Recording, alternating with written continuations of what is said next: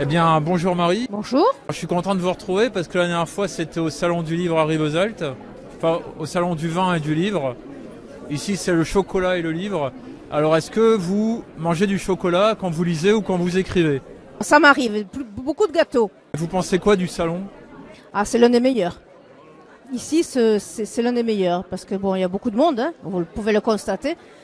Et c'est convivial, c'est très bien organisé. Et bon, c'est agréable au goût, hein. J'ai pas encore goûté le chocolat, je peux pas vous dire. Oui, moi oui. Je suis spécialisée dans le goût du chocolat, moi. Quand êtes-vous tombé dans la marmite de l'écriture? Ah ben écoutez, s'il faut donner une année, c'est en 2016, après mon cancer. Voilà, j'ai eu un cancer, je dirais comme tout le monde du sein. Et donc la terreur est née, la colère, la rage, hein. Et donc je me suis soignée, j'ai écrit un blog où je me racontais tous les jours, chaque séance, pour essayer d'exulter, quoi, d'atténuer un peu la douleur et les méfaits, les effets secondaires surtout. Donc à partir de ce moment-là, bon, j'ai été guérie, Dieu merci, tout s'est bien passé, mais quand même cette peur, cette terreur de la récidive, des souvenirs. Je dis non ma fille, tu vas pas rester comme ça, il faut que tu exultes, il faut que tu sortes cette chose, cette terreur. Et je suis tombée dans l'horreur de l'écriture, hein, dans l'horreur.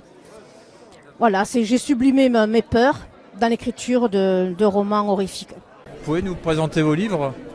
Eh bien bon, on va commencer par le premier, hein, qui est un thriller, donc juste à la suite de mon cancer, enfin un peu plus loin, un peu plus récent que les autres quand même.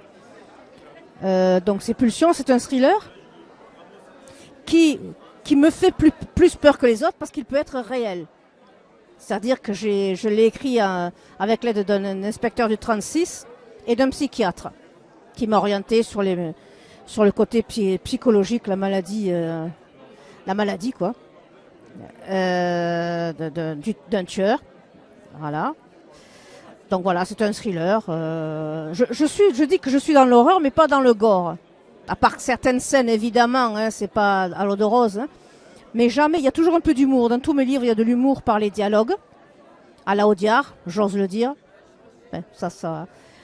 Et donc voilà, il y a toujours un peu de rire, je dirais même de rire, oui. Ça plaît beaucoup. Après, il y a une suite qui ne l'est pas vraiment. Ce sont juste les mêmes personnages, les mêmes protagonistes qui tombent dans une autre histoire. Voilà, c'est tout. Un peu plus. Et là, je commençais dans le surnaturel. Un peu plus surnaturel. Et puis, j'ai plongé carrément dans les autres. Ça, ce sont des petites nouvelles. Toujours pareil. Là, qui concerne la peur ancestrale, le noir. Qu'est-ce qu'il y a derrière une porte? La colère du harcèlement aussi, les conséquences. Oui, Eleanor, ah oui, l'Écosse, oui, parce que j'adore ce pays sans jamais y être allé. On se demande pourquoi, bon, mais c'est comme ça. Donc je me suis documentée, hein, évidemment, hein, on ne fait pas un livre sans recherche. Et celui-là me tient beaucoup à cœur parce qu'il concerne mes défunts. J'ai 2 frères qui sont partis d'une manière un peu sauvage, on va dire. Et donc, pareil, j'ai sublimé ma peine et l'horreur par un roman qui n'a rien à voir avec mes frères. Je raconte pas leur vie, au contraire. Non, ça n'a rien à voir.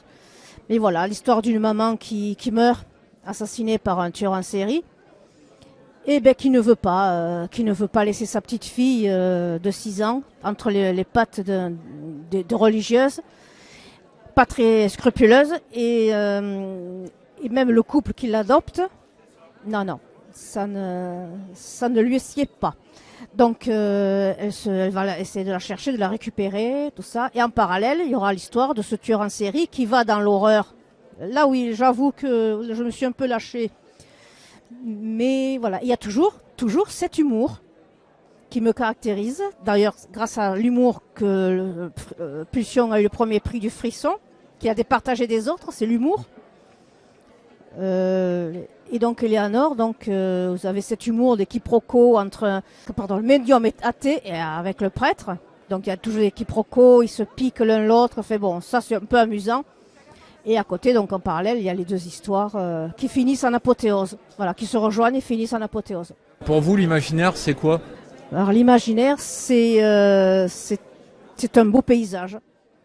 C'est quelque chose qu'on ne peut avoir. Donc on sublime, on aimerait quelque chose, on ne peut pas l'avoir, donc on l'imagine, qu'on l'a, qu'on l'obtient. Et l'imaginaire, c'est un voyage. Voilà, un beau voyage. Okay. Pour vous, l'imaginaire vous apporte quoi dans votre vie de tous les jours? Ah, ça allège les problèmes quotidiens. Ça allège, ça me fait ça me fait voyager en Écosse, puisque voilà, par les recherches, ça me fait. Oui, bon, ok, c'est pas vraiment le rêve dans mes livres, mais c'est l'imagination, oui, qui prend le dessus, et je peux pas m'arrêter en fait. On s'arrête pas, et je suis bien dans l'imaginaire.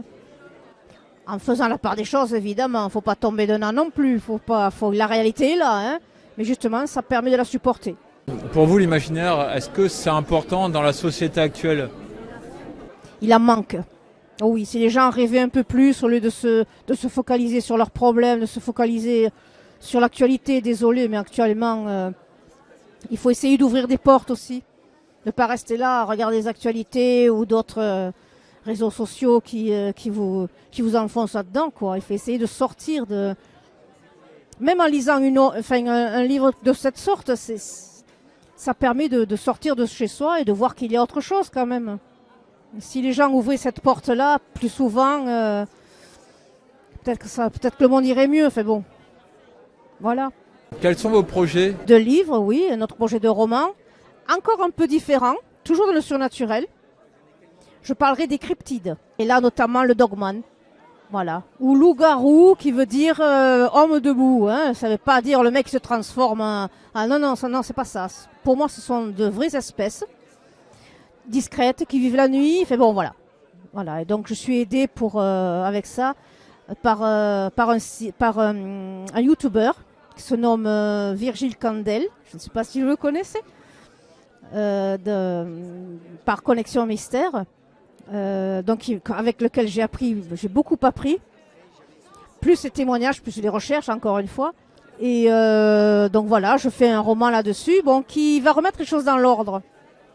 Parce que, voilà. Et n'est peut-être pas si méchant qu'on le croit. Hein. Voilà, l'homme est beaucoup plus méchant que ces animaux, qui est une espèce à part entière, je pense. Bon, je vais la transformer un peu. Voilà, mais il y aura deux choses différentes dans ce roman. Où est-ce qu'on peut vous retrouver sur les réseaux?